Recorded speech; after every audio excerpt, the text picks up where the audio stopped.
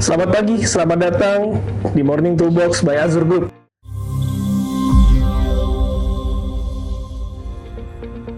Nah, saat ini saya bersama Pak Jimmy selaku Direktur PT Makadia Group Internasional. Pada pagi hari ini kita mau mencoba membahas terkait salah satu skop bisnisnya PT Makadia Group, yakni Catalyst Loading.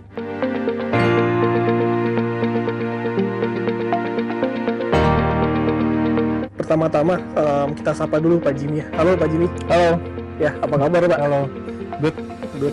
Kita mau coba bahas lebih dalam lagi nih Pak terkait Catalyst Loading.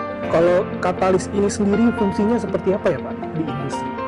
Salah satu spesialisasi kita itu kan industri petrochemical aja. Kita ambil contoh ya. Petrochemical itu ngambil feedstock, nafta, turunan dari minyak bumi, kemudian keluar produknya itu bisa etilen, benzen, toluen, silen, propilen, polipropilen, dan lain-lain.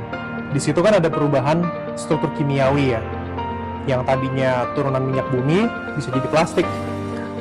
Nah, kalau misalnya ada perubahan struktur kimiawi, berarti ada reaksi di situ kan.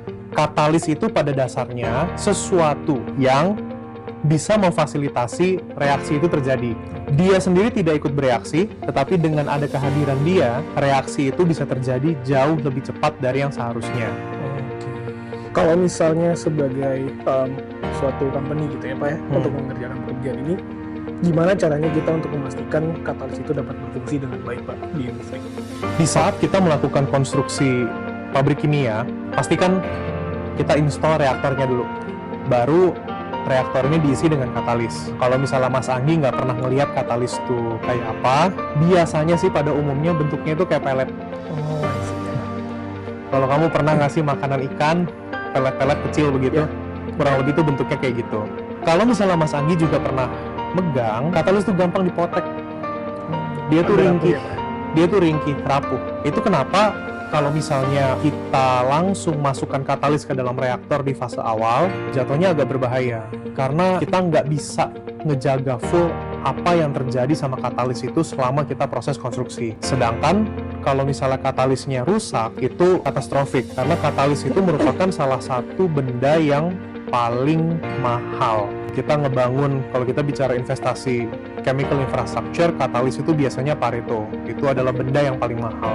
Biasanya reaktor udah selesai dipasang, semua udah diinspeksi, internalnya, dalamnya oke semua. Kemudian juga unit-unit di sekeliling reaktornya itu juga udah siap, perpipaannya udah siap, flanges semua sudah tighten, bolt and nuts itu sudah dilengkapi. Baru kita lakukan pemasukan katalis, atau yang sering disebut dengan catalyst loading.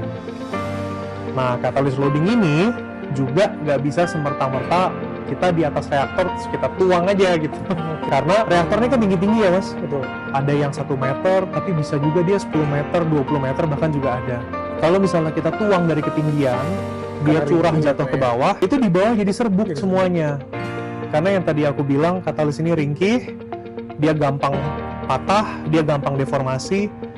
Kalau kita terjunkan aja dari atas nyampe bawah itu jadi serbuk. Nah, kalau misalnya jadi serbuk, dampaknya apa? Nanti begitu Mas Anggi jalankan reaktornya, serbuk yang adalah debu, itu nanti akan ke bawah itu kemana-mana, ikut sama aliran. Jadi katalisnya juga rusak, akhirnya kamu ngotorin perpipaanmu, nanti serbuk ini juga bisa ketangkap di unit lain. Misalnya di mana? Di control valve. Atau bisa ketangkep di unit berikutnya. Kalau misalnya kolom berikutnya itu ada distilasi atau ada adsorpsi, itu nanti debu itu bisa ngumpul di sana. Nah, pada akhirnya reaksi kamu nggak berhasil, kamu ngerusak juga peralatan di downstreammu. Itu kenapa pekerjaan ini ada, catalyst loading. Karena kita pastikan waktu kita memasukkan katalis itu, semuanya berada dalam kondisi prima, dan di saat katalis itu juga ditaburkan ke bawah, dia nggak mengalami kerusakan, dipastikan juga kepadatannya itu betul, ketinggiannya betul, jenis katalisnya juga betul, dan kadang-kadang ada juga yang required hilang tekanannya itu juga betul. Gitu kira-kira. Ya, sebenarnya Pak, berarti dengan syarat-syarat seperti itu apa saja nih Pak sebenarnya yang perlu dipersiapkan untuk memastikan catalyst loading tersebut dapat dikondisikan dalam keadaan baik? Yang pertama pasti prosedur. Jadi sebelum kita memulai pekerjaan catalyst loading, pasti kita berkoordinasi dulu dengan 3 pihak. Pihak yang pertama itu main kontraktor, pihak yang kedua itu adalah owner sebagai pembeli dari katalis ini, Dan yang ketiga adalah licensor atau si vendor katalis itu sendiri. Licensor itu punya persyaratan yang sangat spesifik mengenai bagaimana cara menghandling katalis ini. Dan licensor ini akan menjadi pihak yang quote-unquote paling cerewet terhadap handling katalis. Kenapa? Karena dia juga provide garansi kepada owner bahwa katalis yang dia jual ini, reaktor yang dia jual ini bisa memiliki performa sebagaimana yang dijanjikan di desain. Oke? Jadi biasanya di fase awal pasti itu. Kita develop prosedur bersama dengan 3 pihak ini. Nah, kemudian di saat kita mau mulai pekerjaan, ada beberapa equipment.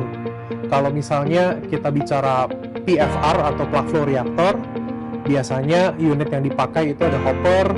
Hopper itu semacam bin atau bentuknya apa ya? Keranjang mungkin ya. Keranjang yang kita pakai untuk menaikkan katalisnya dari ground level sampai ke puncak reaktor. Kemudian ada hose. Nah, hose ini yang dipakai bergantung dari jenis katalisnya.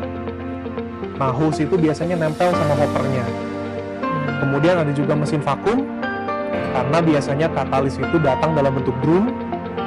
Nah, dia dikirim lewat perkapalan.